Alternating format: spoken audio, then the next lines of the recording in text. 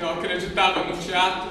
A terra e o vetor para cima. De maneira que, aos poucos, eu também fui perdendo a crença e a coragem.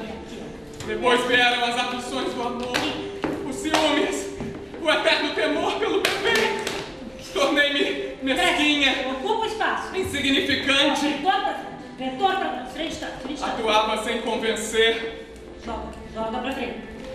Não sabia como me mostrar em cena.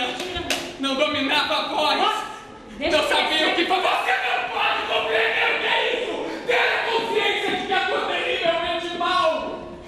Eu sou uma repórter.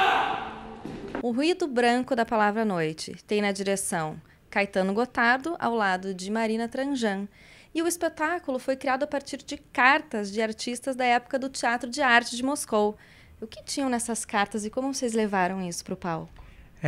As cartas nos fascinaram de cara quando a gente entrou em contato com elas, porque elas misturam de uma maneira muito rica questões íntimas, pessoais, porque a carta tem um espaço de intimidade, de relação entre as pessoas, mas são cartas que dão conta de processos criativos desses artistas russos do fim do século XIX, início do século XX, num momento de muita inquietação e tentativa, buscando uma linguagem nova e, ao mesmo tempo, lidando com todas as questões práticas e pessoais do dia a dia. E as cartas têm esses dois lados absolutamente misturados, e isso nos fascinou.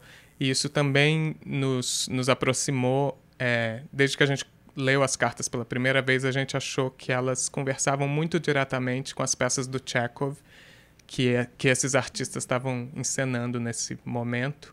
Então, a gente também nos interessou muito criar essa mistura entre cartas e peças e entre discurso, entre as questões pessoais e a criação artística.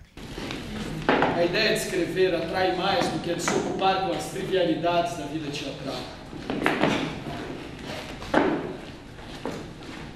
Por conseguinte, começa a se achar falhas em Stanislavski, a discordar de método e gosto.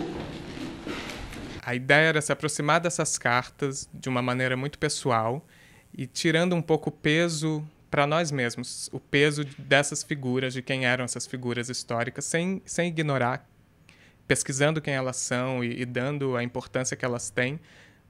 Enfim, porque as cartas são de pessoas como Stanislavski, Gorky, Chekhov, que são figuras muito importantes para o que aconteceu depois em arte, em literatura, em teatro. Mas a gente queria olhar para essas cartas como material essencial mesmo, a partir do que cada carta diz. Então, nossa ideia nunca foi representar o personagem Chekhov, o personagem Stanislavski, e sim criar um discurso, encontrar o discurso dessas pessoas e onde esse discurso se misturava com o nosso próprio discurso. É claro que eu estou desesperadamente entediado aqui. Eu trabalho durante o dia e quando a noite está chegando eu começo a me perguntar o que eu posso fazer, para onde eu posso ir. Quando o segundo ato está em andamento em seu teatro, eu já estou na cama. O que é muito interessante para a gente é o quanto a discussão da arte se amplia para a discussão de várias outras questões da vida de qualquer pessoa, né? Nessas cartas a gente sentiu isso muito profundamente, como a gente sente muito profundamente nas peças do Chekhov, que sempre foram uma referência forte para a gente. Como a inquietação da criação teatral e as dificuldades e as tentativas e erros são semelhantes a qualquer impulso vital que qualquer pessoa tenha, né? Tudo parte de um impulso, de uma tentativa e de errar e acertar e ir encontrando caminhos. E isso nesses artistas tão dispostos à tentativa nos fascinou muito. Interpretei terrivelmente mal. Compreendo muitas coisas, mas muitas escapam-me. Meus pensamentos estão tão atormentados que mal posso me expressar com clareza. Vou fechar a janela, Alexander. Não! Esse ar me sufoca.